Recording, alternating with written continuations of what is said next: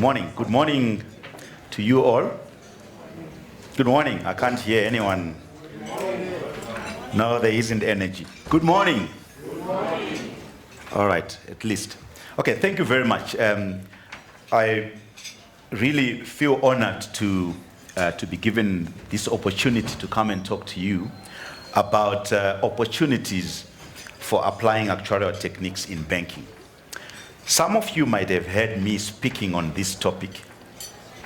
And my intention in speaking today on this topic is to enable actuarial professionals who may not have encountered this area of work to see how banking has evolved as a practice area for actuaries, and for you to see where you may potentially get involved, and then for you to also take action, because it is the actions of individual professionals when they seek these opportunities that will grow this area.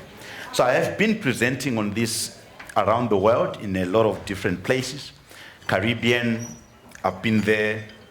United States, North America, I've been there. I've even presented to the Russians. That was online. In Europe, I've been there, I've presented, as well as in South Africa itself. And in spreading the word, we have been writing articles on banking, so there's a lot of work that has been happening. And where has that work been happening? So let's now get into this. I've got slides here. They are more detailed than I'm going to speak because there isn't enough time. So I may not follow the slides as they are. I may just be speaking. But let's get into this. How did it all start? Let's start with myself. So I qualified as a pensions actuary in 2004. So that's when I became a fellow of the Institute of Actuaries and a fellow of the Actuarial Society of South Africa.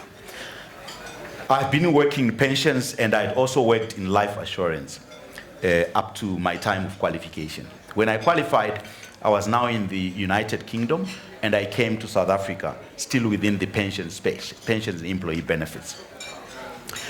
What I then did is I found the pensions work boring, so I must be honest with that. I found it boring when I came back because it was defined contribution funds, and I didn't relate to it because I was doing a lot of defined benefit actuarial evaluations that were very highly technical in the United Kingdom. So I decided to shift. So I moved from pure actuarial role, and I was working for Old Mutual then, into some front office role that combined a whole lot of things, investments, employee benefits, and the like. But Old Mutual, as a company, owned part of Nedbank. So it was the major shareholder of Nedbank, which is one of the biggest 4 banks in South Africa. So I moved laterally from Old Mutual into a banking role at Nedbank. So that's when I encountered banking. But I was actively looking for it. I was actively seeking. I said, look, I need to move into banking. To my surprise, when I moved into banking in 2008, I found that there were already a number of actuaries, fellows and actuarial students working within the banking space. So they were already there, but not necessarily Nedbank. I think in Nedbank there was only 1 or 2 actuaries I found there. But within the big 4 banks in South Africa, the First Mutual, I think it's First Mutual Bank or Rand Merchant Bank employed a lot of actuaries in there. Then you had a few in ABSA, which is also one of the big 4 banks. So that was quite fascinating when we saw these actuaries. And my role wasn't really actuarial. To be honest, I was really in front office, originating deals, screening the deals, checking how to price the deals, checking all the risks, see how these risks can be managed. And so that I moved in there. On realizing that a number of actuaries were already involved in banking, we started talking about this. So we went to the actuarial side of South Africa and we said, look, we need to look at banking seriously. There is something that needs to be done. And a task force was established, and we investigated where actuaries are involved. We put up a report, and then 2010, banking was born as a practice area for actuaries. So I became a chair of the banking committee at that time. Now, where did we find actuaries involved in banking? So a lot of things were happening at the time. There were Basel II regulations. Some of you who might have encountered this, they are similar to Solvency II, really risk-based capital elements, Pillar 1, Pillar 2, all these things were in there. So there were these complex things that were happening, with Basel II being introduced in 2008. There was also this 2008 financial crisis that led to a lot of continuous changes in regulations, banking regulations. And that came with its complicated models. Now, actuaries are really known for building models. You are known for applying judgment and understanding. You are known for coming up with assumptions and justifying them, coming up with appropriate methodologies and justifying them. We found all these things within the banking space. At the same time, we realized the increased involvement of actuaries from the big audit firms like your EY, PwC, Deloitte. So they now had to employ actuaries within their teams, audit teams, because of some of these models that banks were now developing, and that needed to be approved by the regulator. So we found that there was an increasing number of actuaries within audit teams. So there's an auditor who is an accountant, but there are also models that are a bit complicated. So we found actuaries being involved in that space. So that was quite interesting when we saw all of these things. Now, we were in the middle of all of this. Like I said, I'm not going to follow slides, but sometimes I will move slides. So I've already spoken about this slide. You will read it on your own, on the background and what has happened. But this slide is important. So we're saying, but why are these actuaries needed in all these areas? It's because of the actuarial training. So actually, yesterday I was at the University of Nairobi, where I met the faculty of Department of Mathematics lecturers and professors, and also spoke to students. And I brought in this element, and I said, let's look at the actuarial training as a toolkit. That's what it is. So most of us will say an actuary is found in insurance, but that's wrong. An actuary is found maybe in investments, but that's wrong to think that way. I think we must look at the actuarial training as a skill set. When you have got that skill set, all these skills that I put here, quantitative skills, business analytics, risk management skills, communication, finance and economics, and also the professionalism element that comes into it, and the application of understanding and judgment such that you make decisions, it's the toolkit that we are given in the actuarial training. So with that toolkit, the next thing you need to do is just understand the context. So we were talking about public interest here. Moses, Mtuli, Lusani, you were all here, Makami, you were talking about this, right? It's a toolkit. So you come in here, think about those public interest issues, right? The same thing within the banking space. Take that toolkit, go and understand the business model of a bank. When you understand the business model of a bank, you are then able to develop whatever it is that you need to develop to solve those problems in that particular area. So these are some of the skills. And in this, I'll give you an example of, in the United Kingdom, I think it was a recruitment company. So it went out to ask banking executives and ask them the question, would you hire an actuary? That was the question that was posed. I think it's about 6-7 years ago. Would you hire an actuary? The answer was about 80% say no, they wouldn't hire an actuary within the banking space. So the same question was changed. They didn't use the word actuary. They said, would you hire a person with these skills? Drop the word actuary. Forget about the word actuary. Would you hire a person with these skills? And about 92% said yes. Right? And then they were told that, but that's what an actuary has. Those are the skills of an actuary. So it's quite important for us to look at the actuarial training as a toolkit. We are trained in almost all the different areas, and then take that toolkit, understand the business environment, regulations, and all sorts of things, and then try to deploy the toolkit. And this is what has allowed actuaries to be involved within the banking space. So in which areas? So if I go back now to say, where are the opportunities? Where are actuaries needed in banking? Right. It's a whole range of areas. And you can read these slides on your own at some point. But in banking, you've got a lot of different, should I say, if you look at a full service bank, one very large bank. It will have a retail division within there that deals with individuals in the affluent space, mass market space, all the different market segments. Then you will also have the corporate segment, which will deal, maybe there's public sector, which is government, then large corporates, which is the large corporates that they deal with. Then you probably also have in there the medium-sized businesses. Then SME might be in the corporate space or even in the retail space. So you will find that. Even if you think of an insurance company, it's the same thing. You've got all these different divisions as well. Then you would also have central roles, central functions. You've got balance sheet management, for example, in the insurance space. You've got treasury management and all sorts of different central divisions. So you also have that within a banking space. Now within those divisions, now you find a lot of work that needs to be done. And most of it intuitively is work that actuaries have been doing elsewhere already.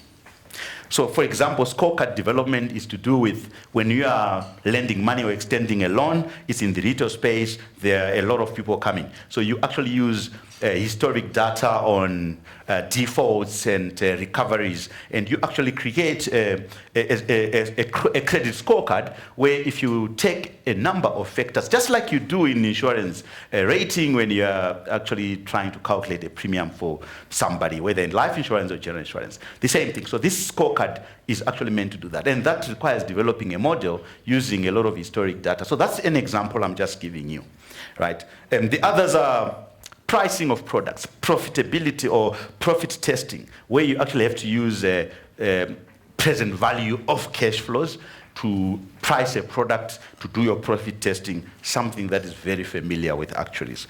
Then you've got customer behavior analytics, which is an interesting one. There's a lot of data within the banks, especially within the retail space, and this data, the way it's stored, the increased computer power that we have now, allows customer behavior analytics. It even allows you to calculate customer lifetime value. There's a whole lot of things you can do, and we have found actuaries being involved. In fact, in South Africa, I actually have divisions where there are loyalty programs, customer behavior analytics, and you actually find actuaries in there. And some of them are actually headed by actuaries. Then you've got capital modeling and balance sheet management, which most of you would understand. And with that, you've got the main risks within the bank, credit risk being the biggest one. Then you've got market risk.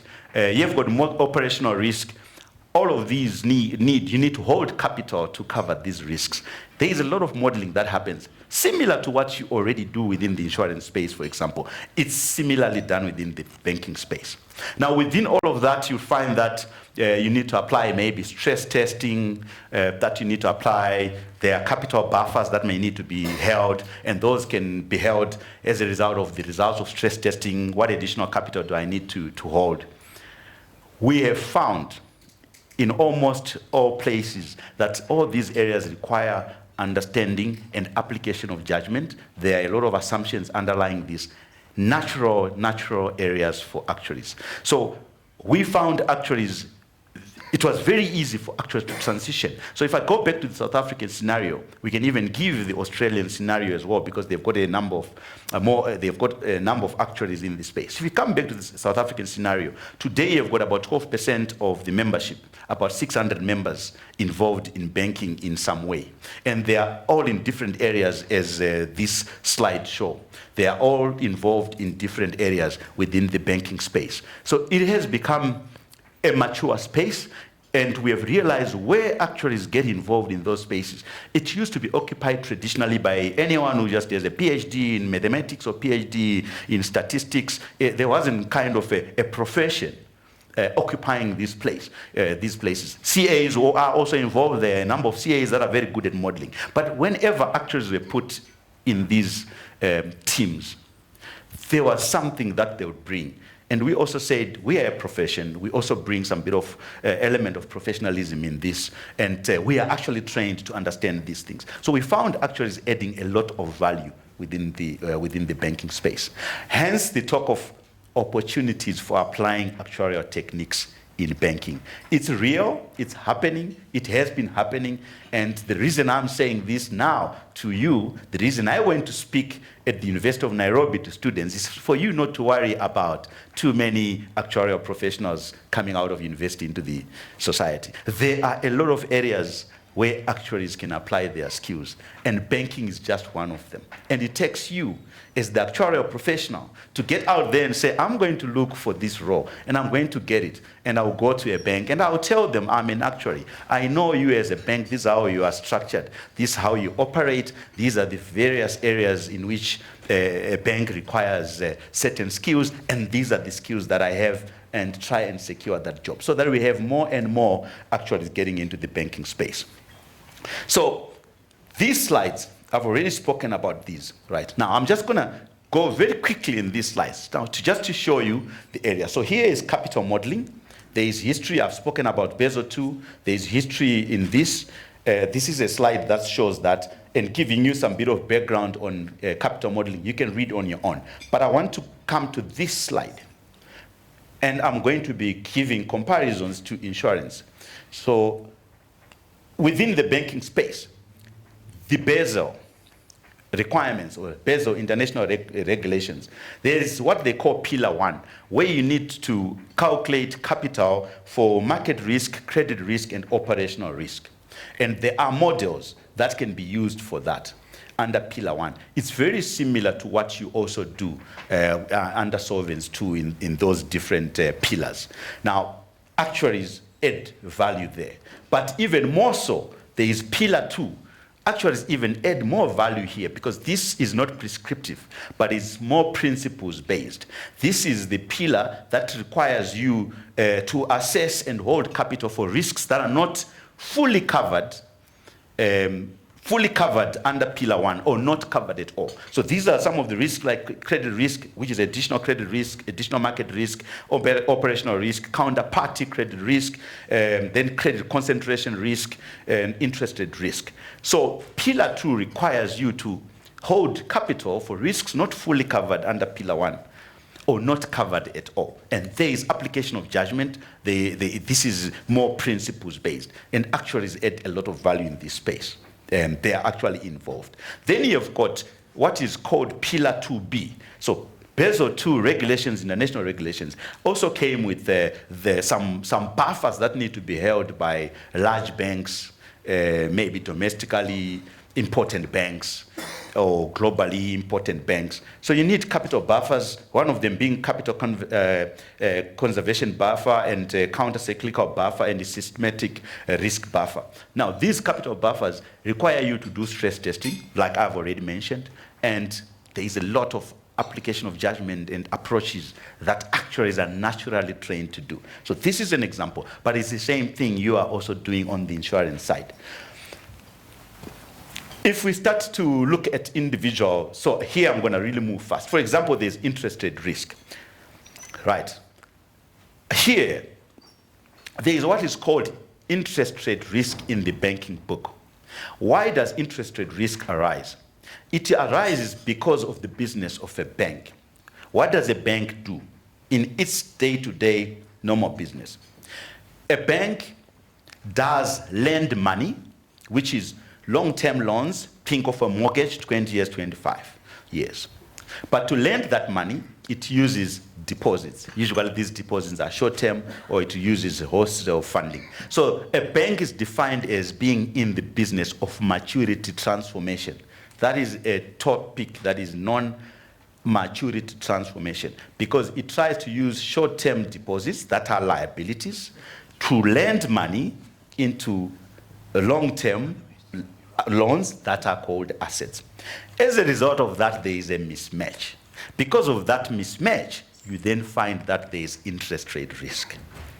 And this interest rate risk has to be managed. And there are various approaches and methodologies for managing interest rate risk.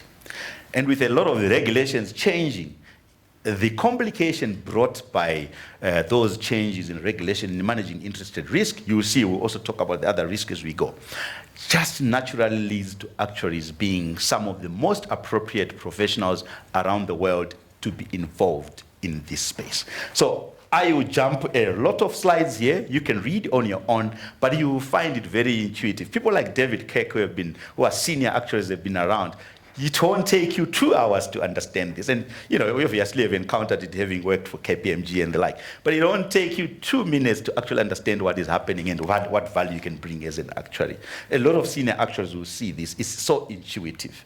So that's interest rate risk, right?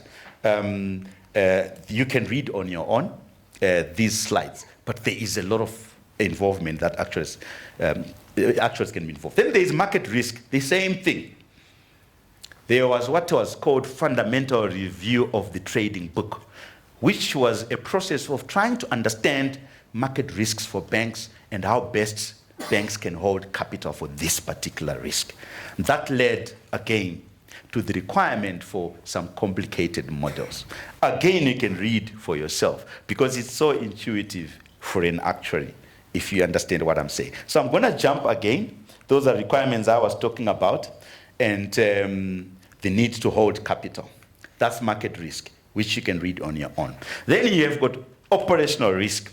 The same thing. So if you really think of how you manage operational risk in the insurance space elsewhere, the same thing within the banking space. And you need to hold capital for it. Once again, another area where actuaries are involved even today. So if you move from operational risk, I'm just using these as examples. You have got recovery planning. Okay, some of you, the famous, if you were reading newspapers, the famous Silicon Valley Bank and other banks in the US that went down in 2023, around March, about a 2-3 month period, and Credit Suisse. There is need for recovery planning. And we have seen in different jurisdictions actuaries being involved in recovery planning, which is really to do with when a bank gets into trouble. How can you resolve it? What processes need to be in place? What are the things that need to be done? Actuaries get involved in those processes. Right. Again, you can read. The rest of these slides, I want to get to a stage where I come to an end now, so that we can have questions. But the slides are self-explanatory. But just think of the bank, the products. You've got savings products within a bank. All of you would have an account somewhere. You've got current accounts, you've got mortgages, you've got credit cards. I spoke about product design, I spoke about pricing. These are some of the products, if within the retail space, that you would actually need to apply some of the actuarial techniques where you're already trained to do. So I just put this slide just to illustrate. Pricing and profitability assessment, I've already spoken about these slides. Actuaries are already involved, huge opportunities to even add more value. Understanding and judgment, I've spoken about this. I said, because actuaries are trained to understand and apply judgment on things, instead of just doing a tick-the-box exercise for compliance purposes, it's so natural in all the areas I've spoken about why actuaries should naturally be found within the banking space. What else? Same thing, the United States. Okay, the United States is a special case. You don't have many actuaries in banking in the United States. But I managed to find a few actuaries, 1 or 2, within the banking space, within the United States. Within the United States. They're still trying to navigate to understand this. I've really done some presentations, either at the Society of Actuaries, at the Casualty Actuarial Society. I've done presentations. People are still trying to find their way. But you've got actuaries that are involved in mortgage insurance. Some of the principles, in fact, most of the principles they apply there are actually banking-related principles. So US is quite interesting. They do a lot of stuff. There's a lady called Jennifer Chansey. We have written a paper. The paper we've written, Opportunities for Applying Actuarial Techniques in Banking. She's in the US. She said she has been struggling, going around, trying to find actuaries within the banking space. She can't find them. But when she's applying actuarial techniques within the banking space, it's so natural. She can say, I was taught this. I was taught this. So she has ended up being involved in a whole lot of areas within the banking space in the United States. So I think globally, we will, as we continue talking about this, we should start finding a lot of actuaries getting into the banking space, especially the younger actuaries. Get in there, find your space, understand what's happening there. Custom analytics in the world of big data, I've already spoken about this. This slide is just really to add more information. I've spoken about it, the different areas where actuaries are involved. This slide is one slide I like. I'm going towards the end now so that we can come to question and answer. But it's a slide I like. I try to illustrate here why there are similarities between some of the techniques that can be applied in banking and insurance. So if you look at insurance, we talk of probability of claim. But if you look at the bank, you're talking of probability of default. Just a different term, same principles. If you look at sum assured or sum insured, in banking, we call it exposure at default. Just different term, but the thinking behind the principles are the same. Loss incurred or sum insured insurance, you look at loss given default within the banking space. So different principles. You can even see that you've got states. In insurance, you've got transition states, apart from dead, which is an absorbing state, right? But you've got healthy, sick, terminally ill, and people can move between those transitions. You've got the same thing in banking. If what a loan is fully serviced, then that loan can get into default. It becomes a non-performing loan. It can be written off. But it can also, even after writing off a loan, you can still go back and recover. And all of these transitions lead to you having the need to develop models using historic data to estimate these transitions and come up with parameters that are used for credit risk modeling. I like this slide. It's just a natural representation of what the actuarial training is. It's a toolkit.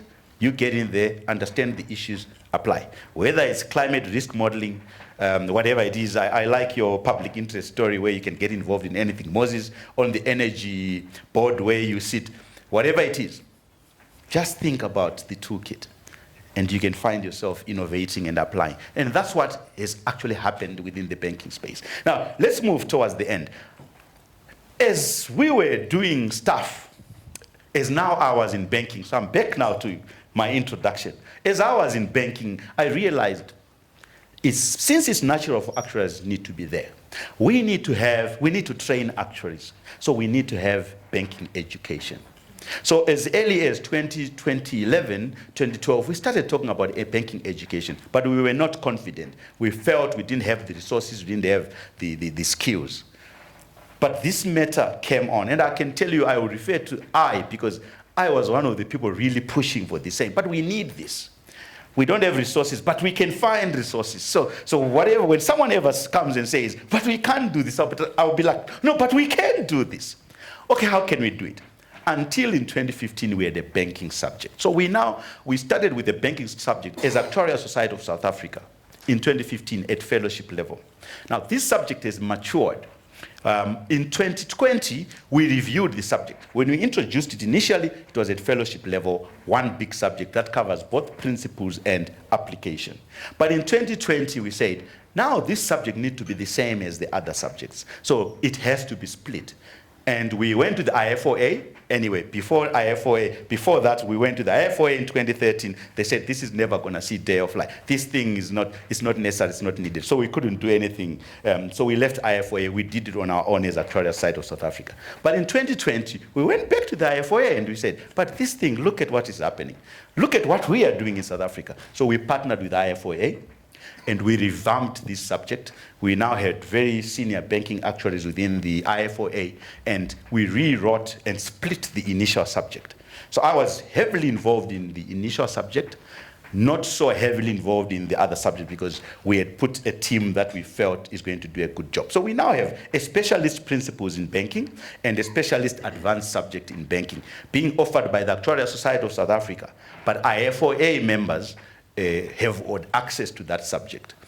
It also counts towards your fellowship, but at the same time, you can actually just write this subject and get a certificate in banking. So these two subjects will lead you to a certificate in banking. Why did we have to do that? We needed to address the supply side of actuaries in banking so that they've got enough support, enough knowledge, and there is actually curriculum around it so that we can teach. So if you go around the world, and we can say this confidently, you would struggle to find a banking curriculum that covers the full range of how to manage a bank, just like we do in insurance. We have actually done it within the banking space with those topics that you see on the slide. So that is now there. So this is no longer a thing, a maybe.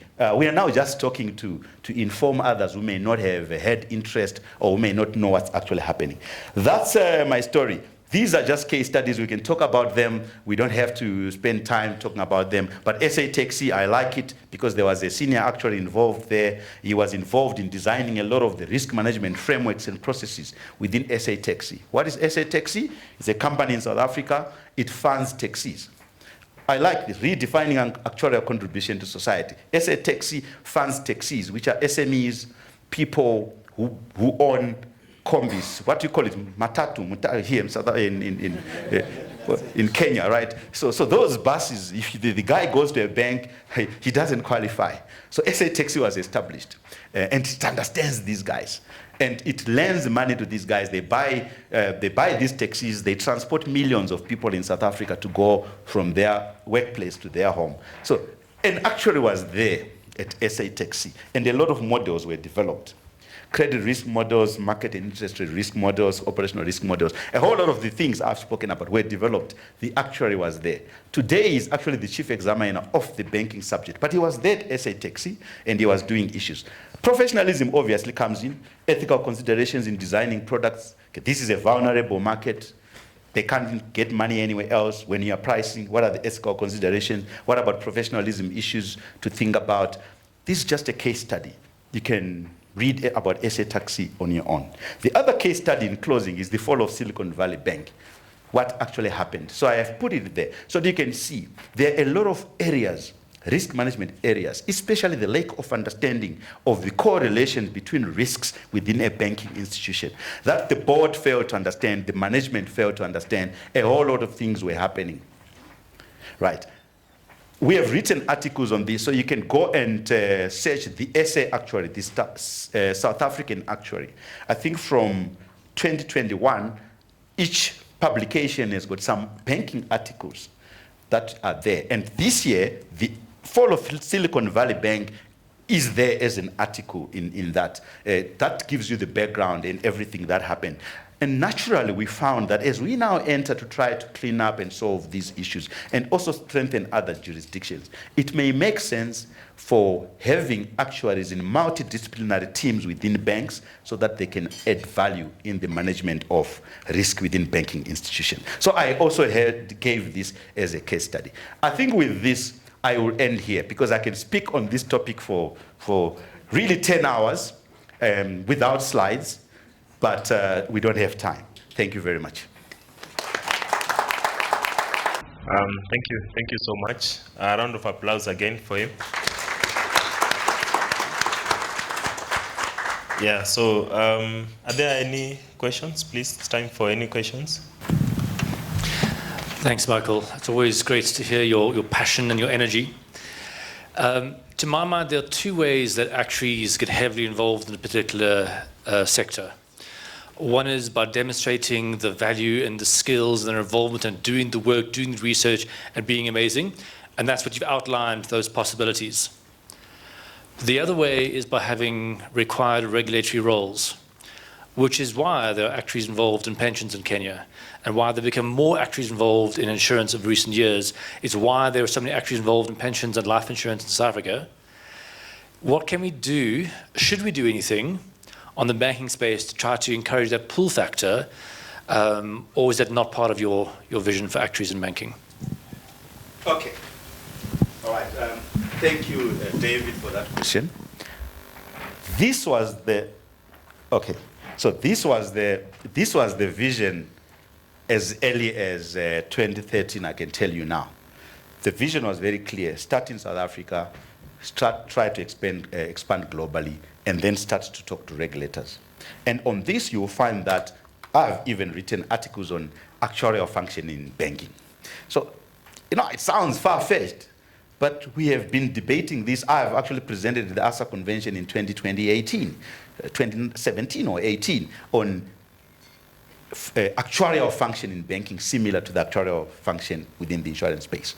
But it's very difficult to go into the banking space and say you want to have an actuarial function. So we are just using that in courts, but we are saying, let's have some kind of function that can have multidisciplinary teams, and actuaries must be part of that team. That discussion debate has already started. Now, you ask this question at the very right time. The regulator is extremely important. And we are starting to introduce the topic, to start talking to the regulator. If we can drive it, for example, in South Africa, because there's a good relationship between the profession and the regulator, we want to start talking about this. We're putting it on the agenda, so to say. So there's a banking committee in South Africa. We're putting it on the agenda now. It's definitely part of the vision. We are saying some roles from what we have seen actually should become regulatory roles. But we have to, there is the politics, there's a whole lot of things there to say, but actually don't ever think that if you come here, you have got all the toolkit to solve all problems. We don't want to appear like that, we don't want to walk in like that, but we have already seen that where actuaries are being placed within roles, within banks, the managers are coming and saying, oh, the moment we hired an actuarial professional, that's already happening. So thank you for asking that question, but that discussion is actually in progress, and I've offered to chair a task force on that, to say let's engage the regulator. If it's South Africa and it's done in South Africa and we lead, we have already led, so there is no reason why we can't do it again. So very good, thank you very much. And on research, the first one, we're already writing a book. We have written a paper on opportunities for actuarial techniques in banking. We are converting that paper into a book, and we are adding new chapters, and we are revamping so that it becomes a book, but it is at IA level, IAA. So this book is already kind of there, the material. We just need to review it, take it through the processes and the like. We already have a publisher. So we are doing that. That's the side of research, just writing things that everybody already knows, but you put it in a nice way, flowery language, make it useful. It's what we're doing right now.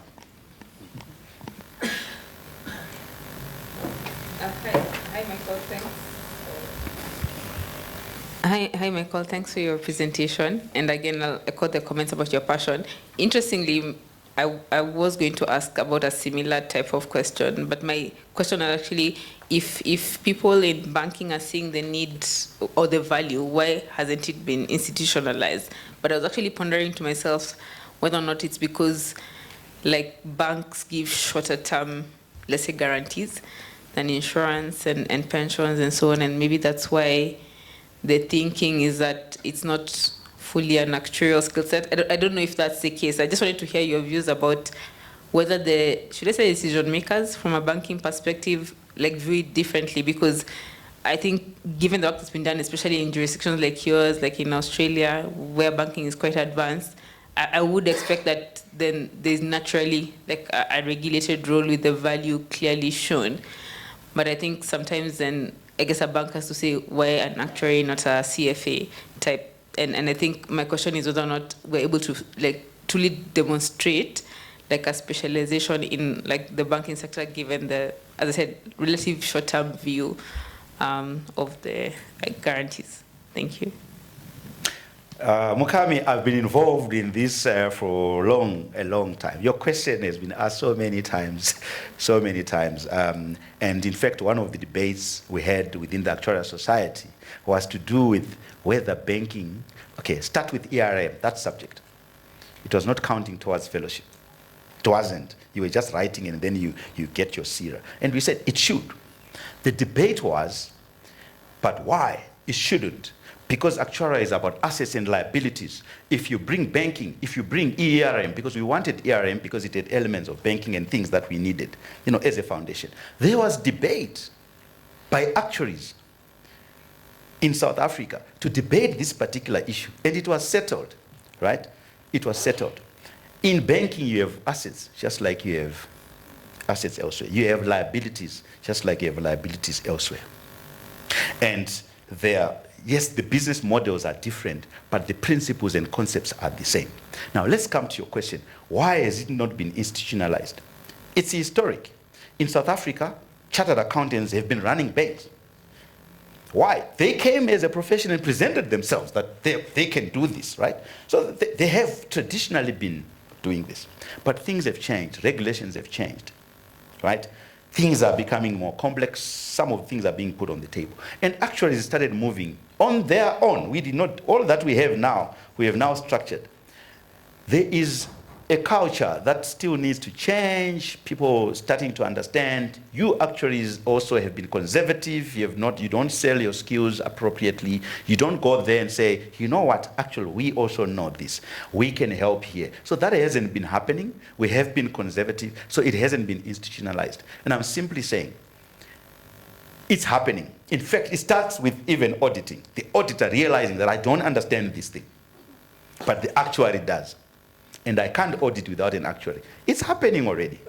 It has happened in South Africa with regulators. It's not regulatory, but the regulator said, if you are a bank and you're seeking approval, and you know what you're doing, you better make sure somewhere, somehow, an actuary was involved in your models. Why? Because the regulator, the relationship is very good with the actuarial profession.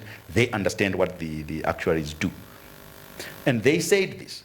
That's why the big four banks started employing actuaries within their banks. And banks were having to hire these guys. So this is going to happen. And it's a process. It's a long-term game. That's going to happen. But you actuaries must go out. That's why I said I'm talking about this, because you, when you leave this room, if you think you've got an opportunity to actually get involved in banking, go and do it, because no one is going to come and say, now we're a profession, we are in banking, now we are putting you there. You're going to have to go and actually open up that. You have to do it, right? So I've been discussing these very issues. I think most questions that will be asked, trust me, they will be asked many times before. It's things we've been dealing with. Thank you. Yes.